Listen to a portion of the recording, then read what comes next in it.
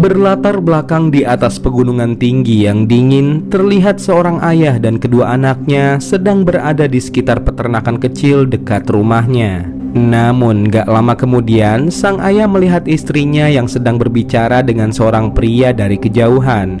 Dan ternyata pria itu adalah Pak Wali Kota yang berniat ingin bertemu sekaligus memberikan hadiah kepada anak dari sang ayah yang bernama Sophie. Tapi di situ nampak sang ibu malah tak mengizinkannya hingga terjadilah sedikit adu cekcok. Sontak aja sang ayah yang merasa kesal langsung bergegas mengambil senapan miliknya lalu menghampiri Pak Wali Kota. Walaupun Pak Wali Kota terlihat sudah pergi, sang ayah pun terus mengejarnya karena ingin memberinya pelajaran. Namun sayang saat mencoba mengejarnya, dia lebih dulu tertembak oleh Pak Wali Kota. Hingga akhirnya sang ayah pun meninggal dunia sambil disaksikan oleh istri dan kedua anaknya, yang juga melihat sebuah kado pemberian dari Pak Wali Kota yang tergeletak.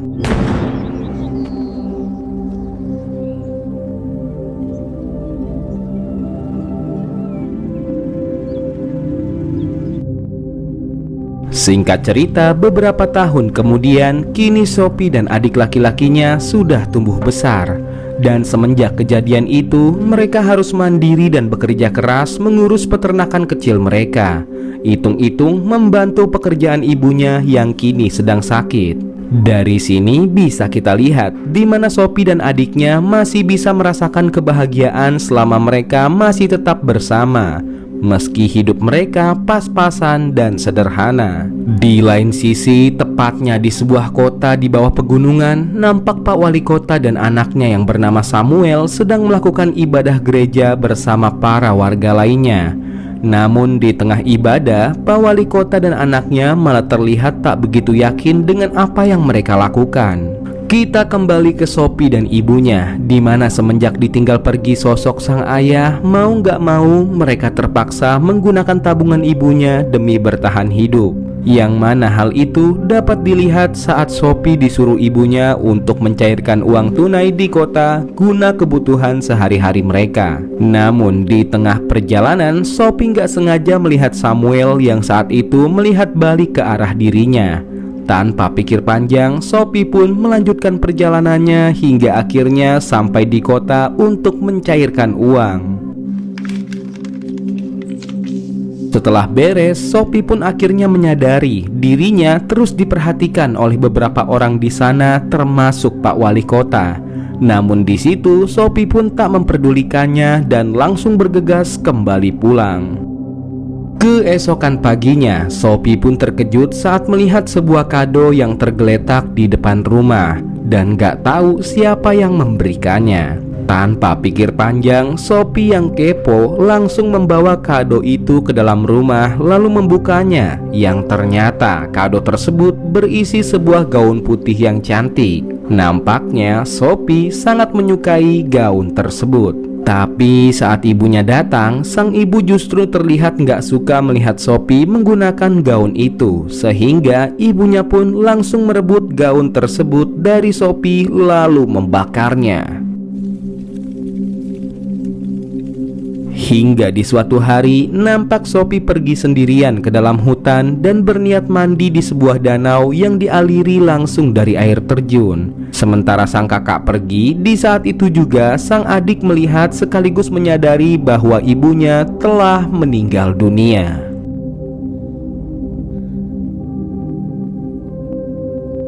Kita kembali ke Sophie yang sedang berjemur di tepi danau tanpa menggunakan pakaian apapun. Namun tiba-tiba aja Sophie kedatangan Samuel yang habis berburu. Sontak aja saat Samuel melihat Sophie yang begitu vulgar, membuat Samuel terpancing birahinya dengan langsung membuahi Sophie secara paksa. Dan Sophie hanya bisa pasrah meski sempat melakukan perlawanan.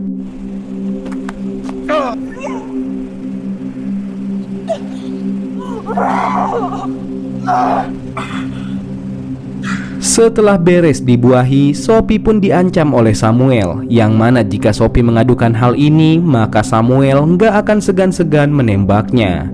Hingga akhirnya Sophie pun pulang dalam keadaan terluka, sehingga adiknya yang melihatnya pun langsung membantu sang kakak untuk masuk ke dalam rumah. Namun begitu sampai di sana, Sophie semakin terpukul setelah melihat ibunya yang kini sudah tiada. Saat itu, Sophie yang berpikir bahwa dia dan adiknya akan dimasukkan ke dalam panti asuhan dan kemungkinan akan terpisah.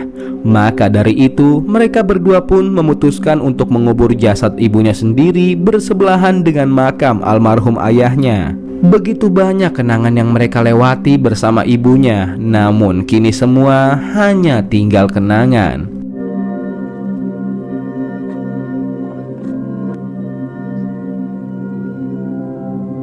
Semenjak kepergian sang ibu dan ayah, kini Sophie harus ekstra kerja keras karena telah menjadi tulang punggung bagi adik lelakinya dan juga dirinya. Hari demi hari pun berlalu, Sophie yang nampak sangat membutuhkan uang demi kebutuhan sehari-hari mereka, ia pun kembali menggunakan tabungan ibunya lagi lalu menukarkannya dengan seorang petugas keuangan di kota. Namun di situ si bapak terlihat heran saat melihat wajah Sophie yang begitu pucat dan memiliki bekas luka. Sehingga si bapak merasa ada hal yang janggal terhadap Sophie yang malah diam aja dan tak ingin ada satupun orang yang mengetahuinya.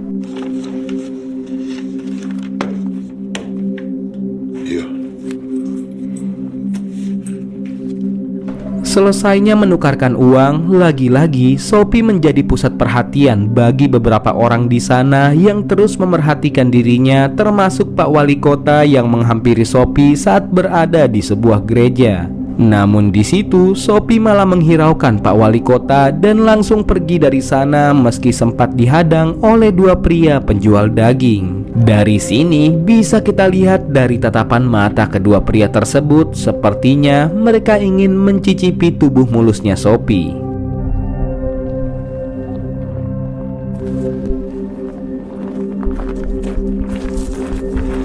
Sesampainya di rumah, Sophie yang terlihat panik langsung mengambil senapan sepeninggalan ayahnya lalu mengisinya dengan beberapa peluru sambil dilihat oleh adiknya yang masih polos.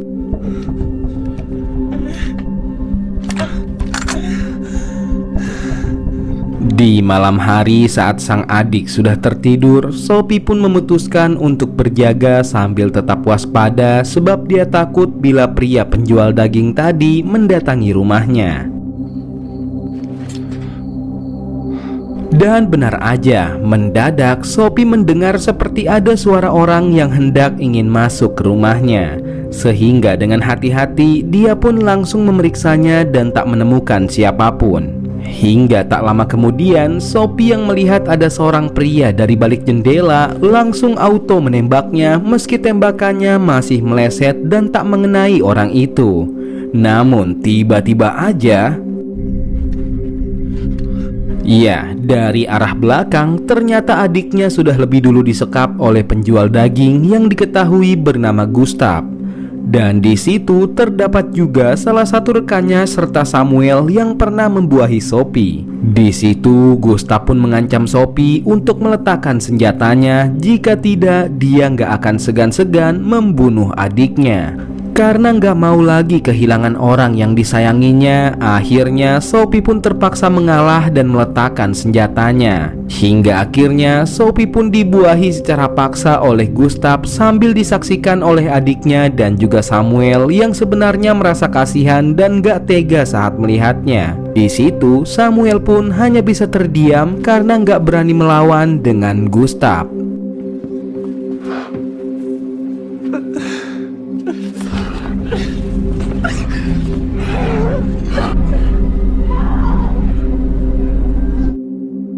Pada suatu hari, seorang dinas sosial bernama Anika datang ke kota tersebut lalu mendatangi sebuah bank di sana dan menemui petugas bank tersebut. Di mana tujuan kedatangan Anika hanya ingin mendata untuk keperluan sosial terutama terhadap Sophie semenjak ditinggal sang ayah. Di situ si petugas bank tersebut mengatakan bahwa beberapa hari yang lalu dia melihat Sophie datang ke sini untuk mencairkan uang. Namun saat itu dia melihat keadaan Sophie yang nampak kacau, sehingga dia pun yakin kalau ada sesuatu yang terjadi kepadanya. Namun seketika aja si petugas bank pun terdiam saat melihat Pak Wali Kota baru aja datang ke bank dan nampak seolah-olah ingin mengancamnya. Sementara itu, semenjak kejadian semalam, Sophie hanya bisa berbaring lemas di kasur sambil dirawat oleh sang adik. Namun gak lama berselang terdengar suara mobil yang hendak mendekati ke rumah mereka. Sontak aja sang adik yang merasa trauma kedatangan orang asing, dengan cepat dia pun segera mengajak Sophie untuk bersembunyi. Dan ternyata orang itu adalah Anika, petugas dinas sosial yang berniat bertemu dengan Sophie. Namun saat dia masuk ke rumahnya, Anika tak menemukan siapapun. Akan tetapi ia yakin kalau Sophie dan adiknya masih berada di sekitar rumahnya. Itu dapat diketahui saat ia melihat teh yang ada di situ masih terasa hangat.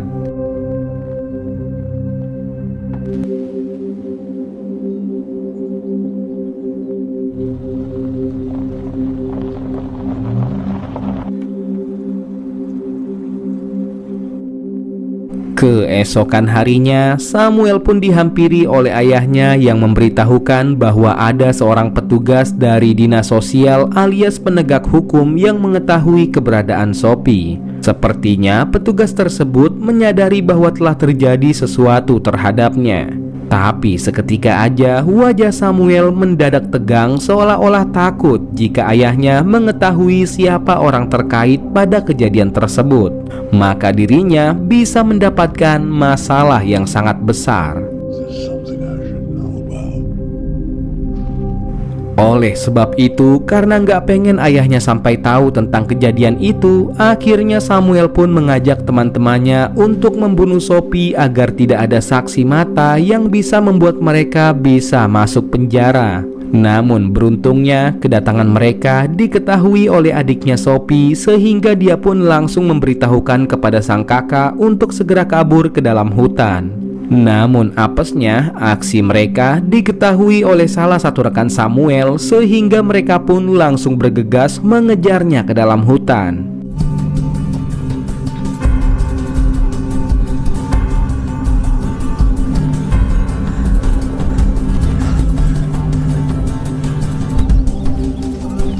Sementara itu, ketika Sophie dan adiknya telah sampai di tepi sungai, di situ Sophie pun meminta adiknya untuk segera bersembunyi dan berpencar karena seenggaknya dapat menyulitkan pencarian mereka. Tapi sayangnya cara itu percuma aja, di mana mereka akhirnya menemukan jejak kaki Sophie, sehingga mereka juga memutuskan untuk berpencar. Hingga akhirnya keberadaan Sophie pun diketahui oleh mereka yang langsung menembakinya berkali-kali.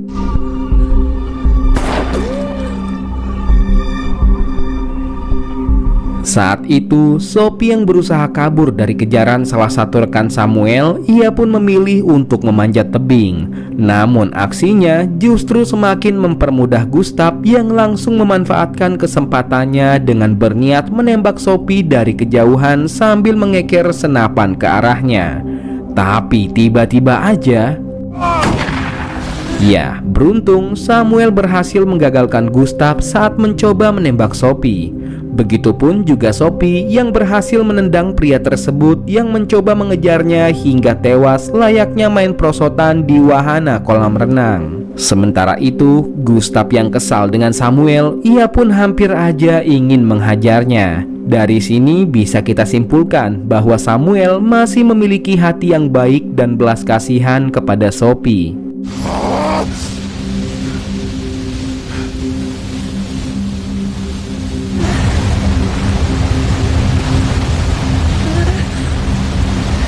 Ketika Gustav lagi ngisep udut Marlboro, nampak dari arah belakang Samuel berniat ingin membunuhnya dengan diam-diam menembaknya dari arah belakang. Namun sayang, hal tersebut disadari oleh Gustav, sehingga Samuel pun tak jadi menembaknya dan berpura-pura mencari keberadaan Sophie.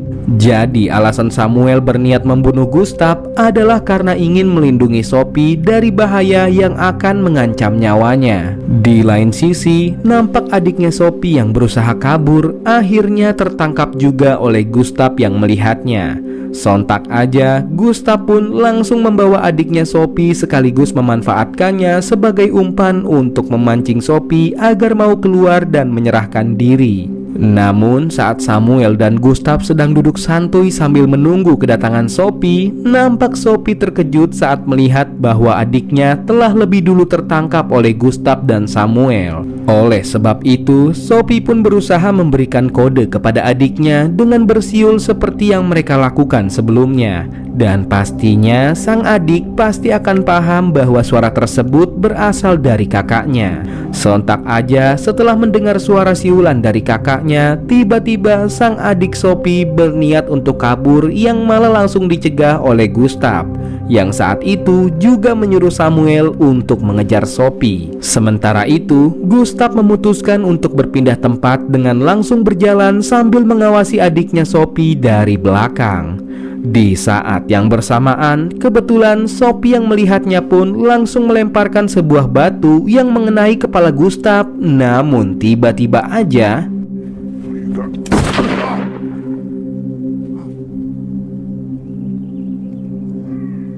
iya, akhirnya Gustaf pun meninggal juga setelah ditembak oleh Samuel dari kejauhan secara tiba-tiba. Sontak aja Sophie pun langsung menyuruh adiknya untuk segera lari. Kemudian Samuel pun malah mengejar Sophie sambil menembakinya berkali-kali hingga akhirnya Sophie pun terkena tembakan tepat di kaki sebelah kanan. Sehingga Sophie pun terpaksa bersembunyi sekaligus bermalam di sebuah gua yang dia temukan untuk menghindari dinginnya angin malam. Begitupun juga Samuel yang bermalam sambil menunggu Sophie di salah satu gua di dekatnya. Sementara itu, adiknya Sophie berhasil kembali ke rumah dan secara tiba-tiba dia pun pingsan. Namun saat terbangun di pagi harinya, ia mendadak melihat Anika yang sudah bersamanya. Kita balik lagi ke Sophie yang langsung melanjutkan perjalanannya tanpa menggunakan pakaian apapun. Dan entah mengapa dia melakukan hal tersebut. Dari sini, kalau menurut Bang Parku, sepertinya Samuel kembali membuahi Sophie secara diam-diam saat Sophie tengah tertidur di dalam gua.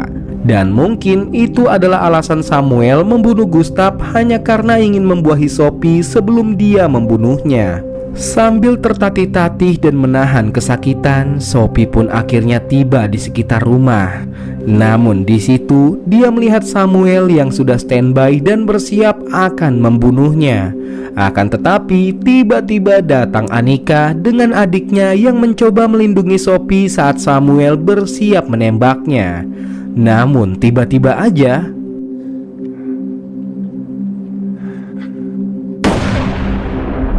ya, ternyata Samuel tertembak lebih dulu oleh Pak Wali Kota yang sengaja menembak ke anaknya sendiri. Sehingga Samuel pun mokat di tempat. Kemudian Pak Wali Kota pun mendekati Sophie sekaligus memberikan senjata itu kepadanya dan meminta Sophie untuk membunuhnya. Namun di situ Sophie yang gak tegaan langsung mengurungkan niatnya untuk membunuh Pak Wali Kota meskipun dia tahu jika beliau adalah orang yang membunuh sang ayah. Bahkan saat Sophie meninggalkan Pak Wali Kota sendirian, dia pun melihat sebuah kado di dalam mobilnya Pak Wali Kota yang sangat mirip dengan kado yang pernah dia temukan sebelumnya. Di mana ternyata selama ini hal itu adalah ulah Pak Wali Kota yang pernah menjalin hubungan gelap dengan almarhum ibunya. Sehingga Sophie adalah hasil hubungan terlarang antara Pak Wali Kota dengan almarhum ibunya. Oleh sebab itulah mengapa Pak Wali Kota selalu terlihat perhatian kepadanya. Hingga akhirnya Sophie dan adiknya pun pergi bersama Anika yang akan membawanya ke tempat yang aman. Dan film pun berakhir. Pelajaran yang bisa kita ambil dari film ini adalah jangan pernah berselingkuh seperti Pak Wali Kota dengan ibunya Sophie yang diam-diam melakukan hubungan terlarang. Sebab hal tersebut akan berimbas kepada anak kita suatu saat nanti. Entah itu mengalami kesulitan maupun masalah yang menimpanya. Oke, saya Uwi di sini ingin menyampaikan terima kasih buat kalian yang sudah menonton sampai habis. Semoga terhibur dengan review filmnya ya. Dan jika kalian suka dengan video ini, silakan aja di subscribe, di like, dan juga di komen ya. Mungkin segitu aja, jadi buat kalian tetap semangat dan jaga-jaga kesehatan ya. Biar kita menjalani aktivitas sehari-hari dengan penuh ceria, semangat.